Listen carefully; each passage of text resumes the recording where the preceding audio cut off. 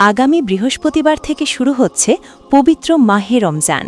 সারা দেশের ন্যায় ধর্মীয় ভাবগাম্ভীর্য ও উৎসবমুখর পরিবেশে প্রথম রোজা পালনের প্রস্তুতি নিচ্ছেন ধর্মপ্রাণ মুসলমানরা।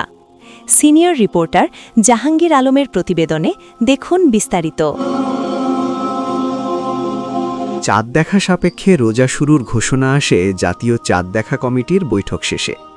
সংশ্লিষ্ট কর্তৃপক্ষ জানিয়েছে, আকাশে চাঁদ দেখা গেলে বৃহস্পতিবার থেকেই শুরু হবে সিয়াম সাধনার মাসব্যাপী যাত্রা।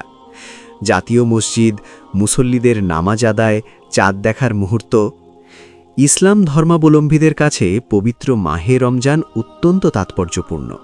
এই মাসে সুবহে সাদিক থেকে সূর্যাস্ত পর্যন্ত পানাহার, ভোগবিলাস ও অসৎ কাজ থেকে বিরত থেকে রোজা পালন করেন মুসলমানরা। সংযম, আত্মশুদ্ধি, ধৈর্য ও তাকওয়া অর্জনের এক অনন্য প্রশিক্ষণ এই রমজান মাস। পবিত্র কুরআনুল কারীম নাজিলের মাস হিসেবেও রমজানের বিশেষ মর্যাদা রয়েছে।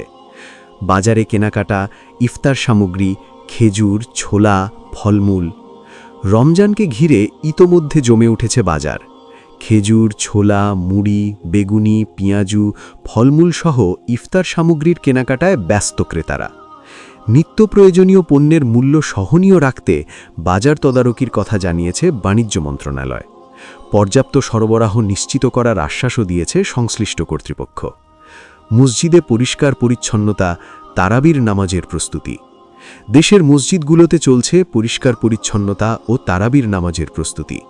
ধর্মীয় আলোচনা সভা, কুরআন তেলাওয়াত ও ইফতার মাহফিল আয়োজনের পরিকল্পনাও নেওয়া হয়েছে বিভিন্ন স্থানে।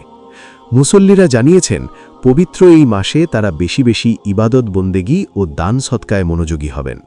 সবার প্রত্যাশা, রমজানের শিক্ষা ব্যক্তি, সমাজ ও রাষ্ট্রজীবনে ইতিবাচক পরিবর্তন বয়ে আনবে। পবিত্র মাহে রমজান মুসলিম উম্মার জন্য রহমত, মাগফিরাত ও নাজাতের মাস। দেশবাসীর জন্য শান্তি, সমৃদ্ধি ও কল্যাণ বয়ে আনুক, এই প্রত্যাশা সবার।